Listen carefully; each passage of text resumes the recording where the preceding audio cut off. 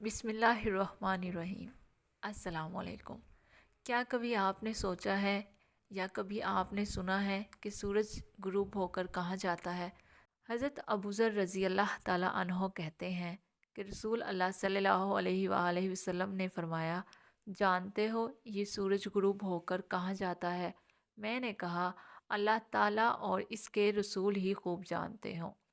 آپ صلی اللہ علیہ وآلہ وسلم نے فرمایا، وہ عرش تلے جا کر خدا تعالیٰ کو سجدہ کرتا ہے، پھر طلوع ہونے کی اجازت طلب کرتا ہے تو اس کو اجازت دے دی جاتی ہے، اور قریب ہے کہ سورج سجدہ کرے اور قبول نہ کیا جائے، اجازت طلب کرے اور اجازت نہ دی جائے، اور سورج سے کہا جائے کہ جہاں سے آیا ہے وہاں سے لوٹ جا، پس آفتاب مغرب کی طرف سے طلوع ہوگا۔